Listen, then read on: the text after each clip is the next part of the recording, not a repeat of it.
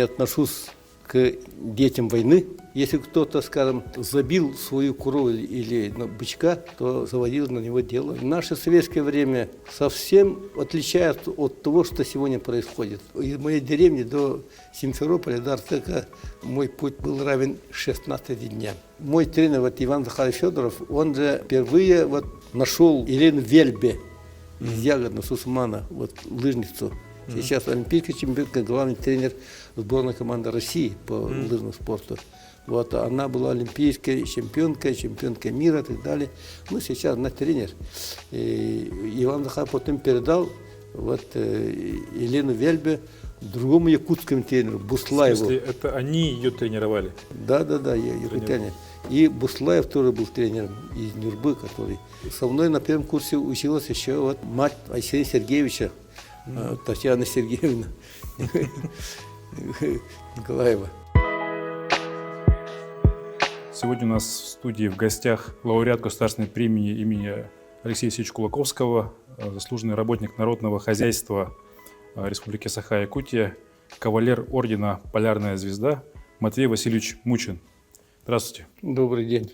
Матвей Васильевич, он широко известен в республике как человек, который сделал очень большой вклад в развитие образования, высшей школы, и как человек, который также является одним из, скажем так, людей, который вложил свою энергетику в государственность республики. И мы сегодня собрались, с вами встретились, с тем, чтобы поговорить об интересных темах, которые у вас в жизни, вместе с вами происходили в жизни.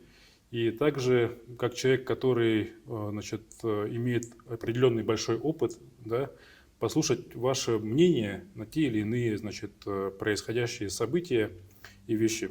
Матвей Васильевич, когда-то мы с вами, когда работали вместе, как раз разговаривали еще в кабинете вашем, и вы меня внезапно спросили, а помню ли я свое детство? Да. Такое маленькое детство и так далее. Я сказал, что помню примерно с 2-2,5 лет. И вы так промолчав сказали, знаете, говорит, вы, помни эти воспоминания, потому что эти воспоминания, они будут самыми такими хранимыми, самыми дорогими в жизни. И я потом спросил, я спросил вас, а вы помните ваши воспоминания? Вы сказали, что помните. Скажите, какие самые яркие воспоминания вы, как человек, который родились еще в военное время, у вас вспоминаются сейчас и вообще? Я человек глубокого пенсионного возраста, и под старость лет глаза со лба перемещаются на затылок, и поэтому видишь только назад, а не вперед. То есть живешь былыми воспоминаниями, а не надеждами на будущее.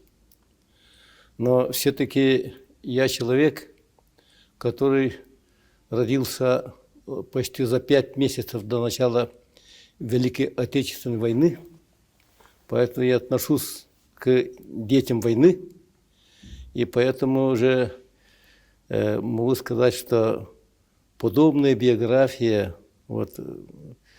имеют очень многие граждане нашей республики.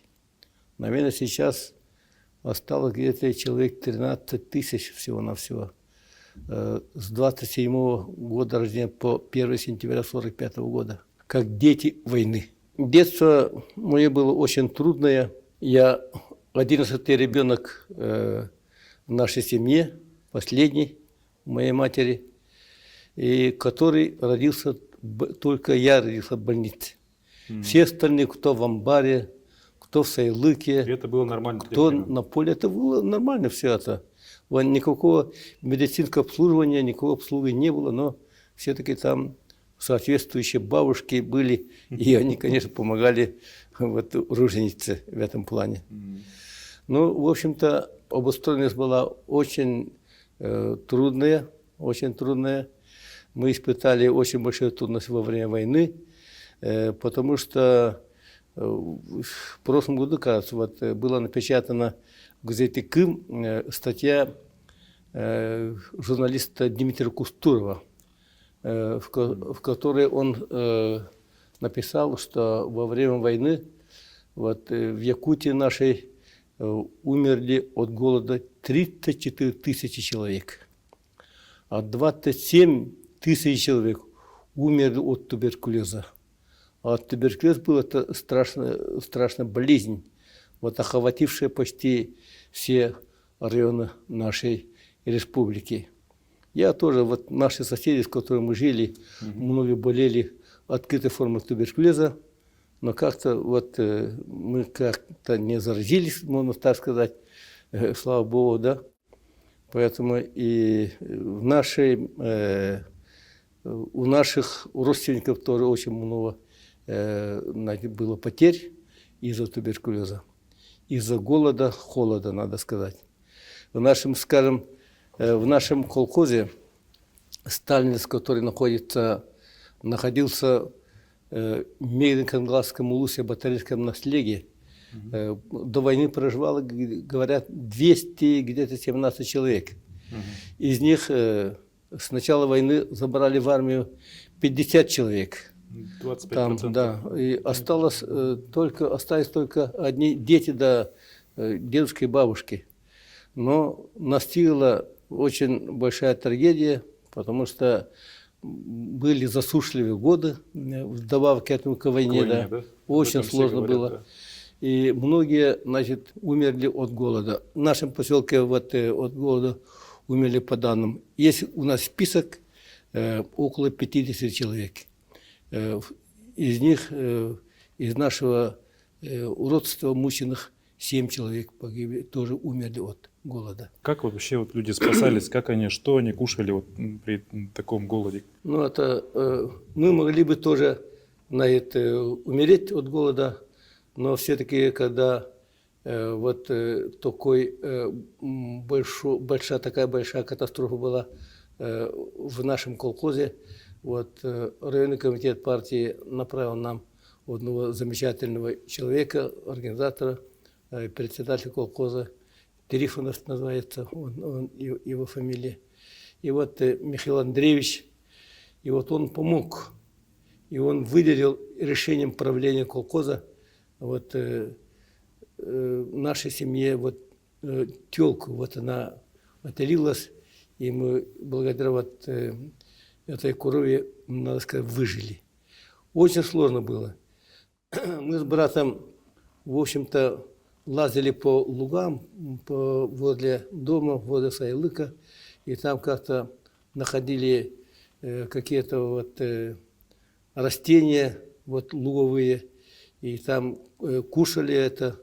Дальше было такое, что мы жили в одном балагане, там был один старик, который одинокий, он каждую весну охотился благодаря вот капканам, что ли, вот на андатров. Он ловил андатры, там раздирал андатры и, конечно, нанизывал эти андатры на деревянный вертел, вот, и, в общем, поджаривал на камельке. И сначала удалял какая-то железа, и мы это кушали. Очень вкусно было, очень вкусно было. А сейчас люди брезгуют. Да, а сейчас я под старость лет, я сейчас не могу разбираться в этих даже травках и так далее. Сейчас я никогда не ем андатру, потому что совсем другое время.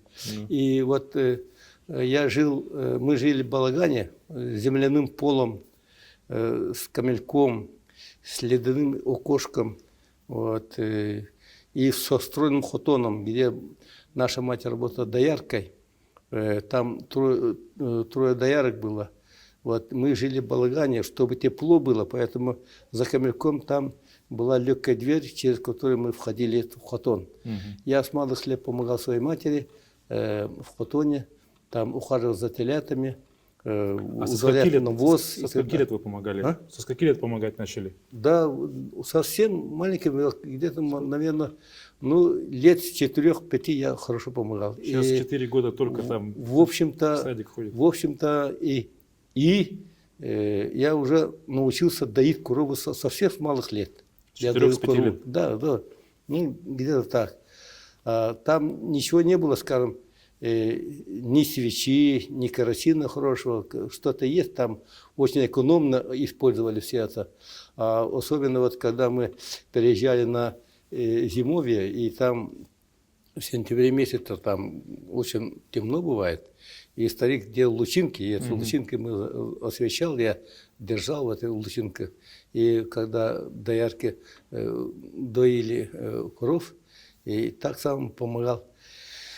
В общем-то, очень сложно было.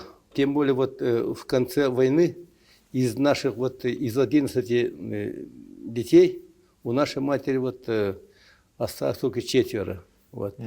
Я, старший брат мой и 2 сестер. И наш отец ушел от нас, тоже умер где-то вот когда мне было почти год только, и все. То есть вот, во время войны? Да, во время войны.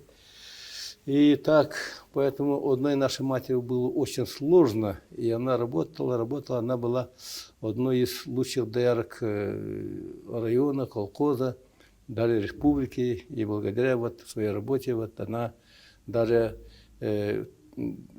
была участницей всесоюзной выставки достижений народного хозяйства в Москве, хотя и безграмотно, совсем даже не читать, не писать, она совсем не умела. Вот, тем не менее, она сработала, и в 1947 году ей, значит, ее наградили медалью за трудовое отличие от имени Верховного Совета СССР. И даже там тогда под эту награду полагалось еще вот какое-то денежное вознаграждение, но она не единожды не получала вот эту награду. В общем-то, она была одной из лучших, она вообще, наша мать была физически очень здоровая женщина. Я помню вот все детство и юношеские годы, школьные годы, и даже вот уже когда стал более старшим, никогда я не чувствовал, что она где-то болела. И, в общем-то, физически, генетически она была очень здоровой, поэтому выдерживала очень большие нагрузки, потому что летнее время вот в Сайлыках тогда в колхозе вот заставляли доить корову 4 раза в день. Вот утром, скажем, 5-6 часов доят, потом где-то часов 10 доят коров, потом 2 часа, и потом вечером 7 часов вот так.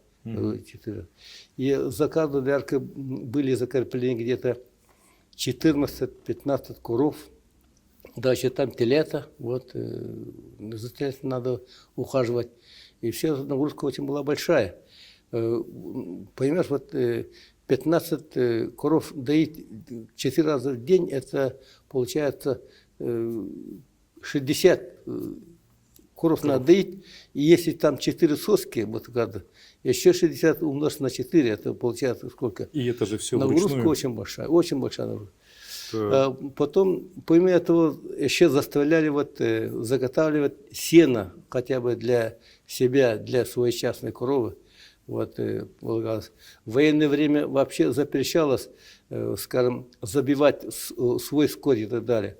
Народ голодал, но тем не менее, можно сказать, в колхозе все-таки, значит, скот был, лошади ходили, вот стадо, там табун ходил, стадо коров тоже было большое, но совсем не полагалось. Если кто-то, скажем, забил свою корову или бычка, то заводил на него дело. В наше советское время совсем отличается от того, что сегодня происходит. В то время патриотизм был слишком на высоком уровне, так мне кажется. Потому что там все говорили, что все для фронта, все для победы. Так. И сейчас то же самое, но тем не менее там, мне кажется, было больше. А сейчас, скажем, вот специальная военная операция идет, но все-таки где-то в регионах и так далее организуются там, значит, праздники, там всякие мероприятия, спортивные соревнования и так далее, все это. А в то время вообще вот все это ничего не было. Я хорошо помню школьные годы. Меня как отличника учебы направляли в 1955 году в Артек, пионерская Артек.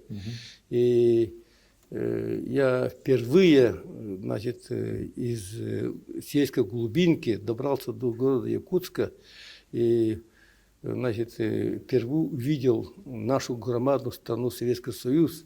Здесь в Якутске побыли на сборах 2-3 дня, кажется, а потом полетели на самолете Ли-2 до Иркутска с посадками в Алюкминске, Витиме, Киренске, потом в Иркутск, а с Иркутска мы поездом до Москвы ехали 7 дней. Это 7 дней. добирались дней 9 до Москвы. Да. Ну, 8-9 дней. я где-то из дома где-то до Москвы добрался почти через 10 дней. А потом в Москве там были 2 или 3 дня, я не помню хорошо. Потом до Симферополя тоже поездом. И поэтому всего вот мой путь из моей деревни до Симферополя, до Артека, мой путь был равен 16 дням. Это еще на самолете. И потом 40 дней мы отдыхали. Это вообще мир открылся. Я, в общем-то, у меня совсем по-другому начал смотреть на мир, совсем по-другому. И, в общем-то, мы, пионеры, сдружились со многими там представителями других регионов, из других государств, также были из Вьетнама, Польши, Румынии, Болгарии, Чехословакии, ну и так далее. Мы дружили со многими друзьями. У меня был друг такой, один, мы с ним переписывались даже, из Украины, из Киева, Коломейченко. Это он был сыном известного тогда режиссера киевской киностудии Коломейченко. В общем-то, мы изучали очень много песни пионерские, там, артековские и так далее. Там был у нас памятник вот, матросу, который героически защищал вот, наш Артек, вот, прямо на берегу Черного моря.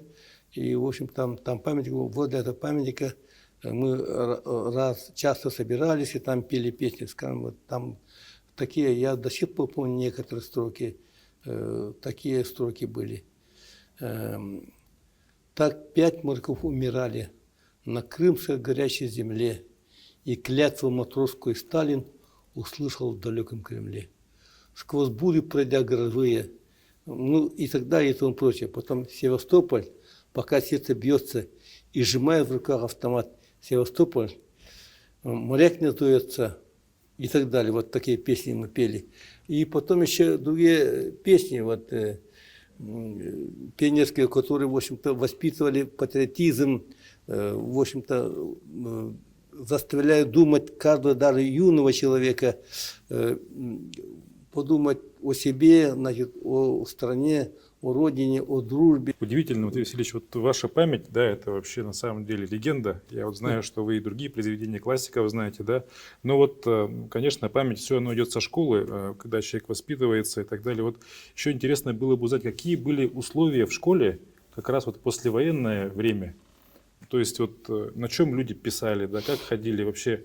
Вот сейчас люди привыкли, там, приходят, у них там интерактивная доска стоит, Да, у них парты, конечно. у них уборщицы моют полы, у них питание там. А какая школа, вот начальная школа и там средняя школа была у вас?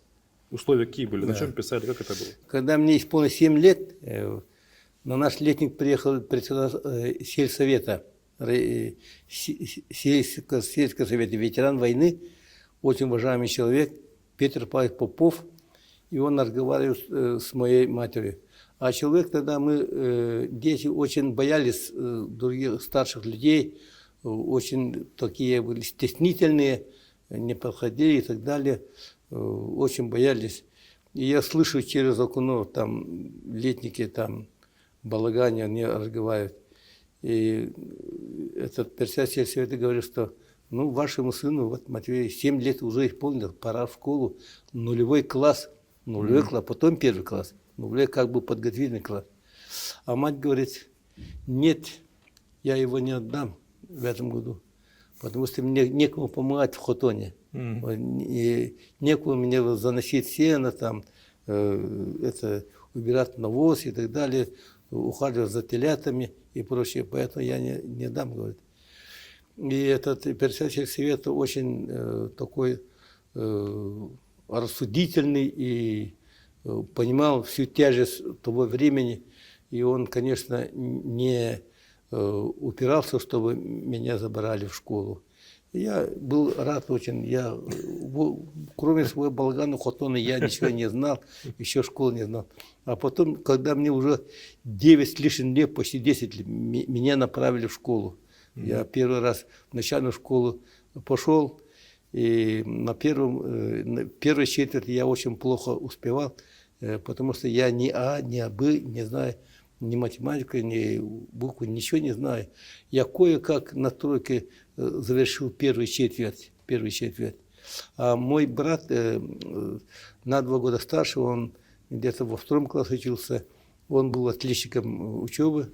Вот, скажем, там получился один праздник, не получился, ну, каждый раз отмечают праздник Великой Октябрьской революции, 37-летие там отмечали. И там днем, там зал был полный, этого школы, колхозники собрались, один мальчик, пионер, он гарниз, а другой там барабан бьет. И председатель колхоза сделал доклад очень хороший, содержательный.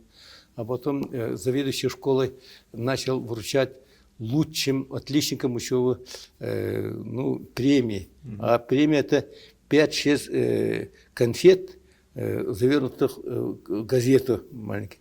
И эту премию получили, значит, мой брат, как отличник учебы, и вот дочь и сын этого заведующего,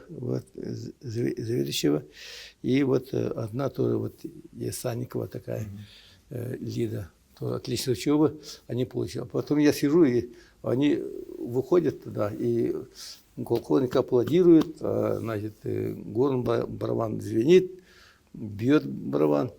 Я сидел, ой, надо же хорошо учиться. А что я? И в уме у меня вот так, промелькнула такая мысль. Ну, сейчас бы дал, сказал бы заведующий, что по одной конфете сейчас посредственным середнякам, ученикам. Хотел только лучше.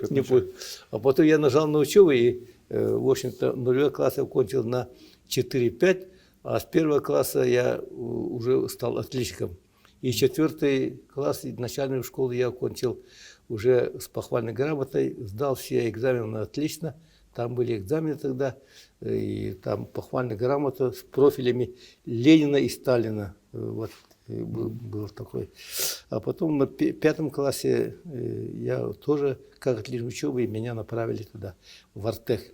А в то время в Артеке, в Артек направляют только отличников. В бытовом плане очень интересно, да, вообще на чем писали, чем писали, школа какая она была, отапливалась, не отапливалась, как это было? Ну, школа, там, конечно, и печное отопление, дровами отапливали. Вот.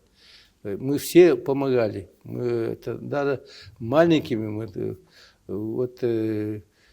перевозили там, колхозников, субботник организовывали, и во двор школы мы перевозили такие бревна, и мы сами распиливали и заготавливали на следующую зиму вот эти дрова. В общем-то, все работали, все учились, а потом после окончания каждого класса, даже в начальных школах, нас уже ожидала работа, потому что перекрепляли какого-то колхозного бригадира, и мы ходили там убирать сенокосные поля, ласы и так далее. Как вы считаете, да, в свое время нам запретили использовать детский труд, да, это конце 90-х, начало нулевых, начало нулевых, да? Вообще, как вы считаете, ребенок должен в школе работать, вы как человек опытный, как педагог, да, должен работать в школе? Вот вы через это прошли. Вот ваше зрение на детский труд, какое оно, как вы считаете? Только труд может воспитать человека. Поэтому ребенка надо с малых лет приучать к физическому труду. Сейчас в связи с компьютеризацией, глобализацией, вот, мы слишком оторвали нынешнюю молодежь от физического труда. Поэтому нынешнее поколение не приучено к физическому труду.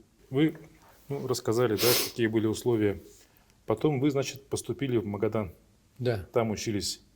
Как именно вот этот путь произошел из Якутска и в Магадан? Я далее обучаю в школе, вот в Тенгеле я занимался лыжами.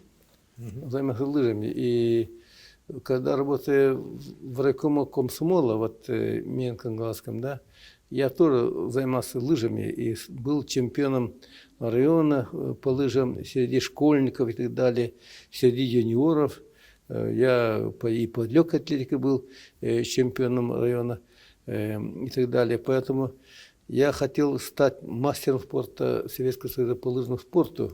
Тогда совсем молодой был. Другой я не понимал, поэтому... Да, вот это. И занимался профессионально лыжами. Поэтому я поступил в Магадан, потому что там климат мягкий, целую зиму можно заниматься лыжами. Я так и сделал, я занимался. Но у меня был распорядок очень строгий.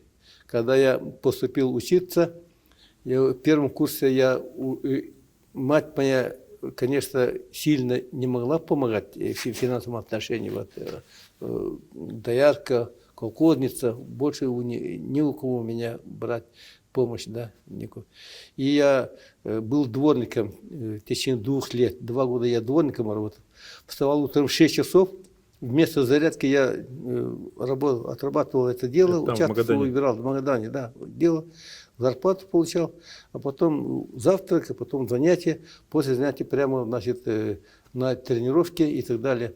Слава Богу, был у нас тренер хороший из Вилюйска, тоже мастер спорта Советского Союза, первый из якутов, мастер спорта, Федоров Иван Захарович. В Магадане? В Магадане. Он в 1951 году переехал учиться в горный техникум, поступил, и там выполнил мастер спорта Советского Союза. То есть немало якутян, вот сейчас мы практически не слышим, чтобы якутяне учились в Магадане. В то время это было потом, довольно массово.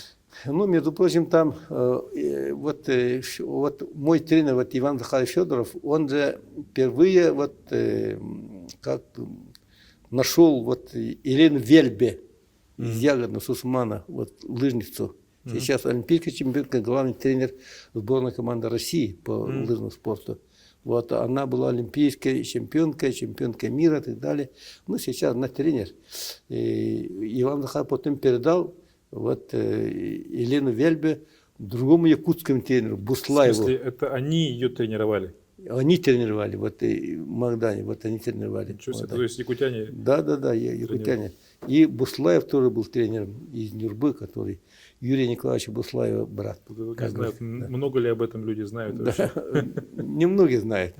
И, в общем-то, у меня был распорядок очень строгий, и потом 2 года работал после этого бойцом пожарной охраны. Это вообще прекрасно было, потому что там город был такой маленький и, в общем-то, очень аккуратный, чистый. В общем-то, почти все здания каменные. Пожара почти нет, и мы только там засиживались. Я сидел там в какой-то комнате, занимался. Я с собой брал книги, свои учебники. А в это время мои товарищи, вот некоторые вот якутяне, в общем-то, они там справляли день рождения, ходили в театр, в кино и так далее. А я серьезно вот занимался учебой и тогда. Вот я хорошо учился там и тогда на физмате. Между прочим, со мной учились вместе, мы 5 лет в одной группе учились с Ниной Афанасьевной, вот, Алексеевой, народный учитель. Вот сейчас она директором работал вот здесь, в авторской школе. И со мной на первом курсе училась еще вот мать Айсея Сергеевича, Татьяна Сергеевна Николаева. Вот, она тоже учила. Потом она перевелась в Ленинград. Между прочим, потом из выпускников Магаданского пединститута вот, Феодосия Васильевна Габышева, вот она много работал министром образования нашей республики, сейчас депутат Госсобрания Республики Ильтемян и так далее. В общем-то, я потом 2 года работал бойцом пожарной охраны, потом последний год я работал охранником в строительных организациях. Тоже сидел там много времени, с собой берешь книги, читаешь и так далее. Вот так. Ни телефона, да. ничего там. И все сочетал. И тем более я там не занимался никакими там днями рождения, тогда праздниками и так далее. В общем-то, я хорошо кончил институт. В общем-то, все нормально было. И мастер спорта я выполнил в 1968 году. Но там при участии 8 мастеров спорта Советского Союза я занял 2-е место в гонке на 15 километров. И, в общем-то, по тогдашней квалификации это был нормальное выполнение мастера спорта Советского Союза. Меня поздравляли и так далее. Но потом выяснилось, что там не был судьи всесоюзной категории, поэтому я кандидатом в мастер спорта остался. Скажите, Матвей Васильевич, а вот вы говорите, что студенты себя по-разному вели, кто-то отдыхал там и так далее. Что вас мотивировало в свободное время заниматься учебой? К чему вы шли? Какая у вас была цель? Что вас мотивировало? В общем-то, я себя готовлю к труду. Вот. А чтобы хорошо трудиться, надо хорошо учиться. Я так думал, хорошо учиться.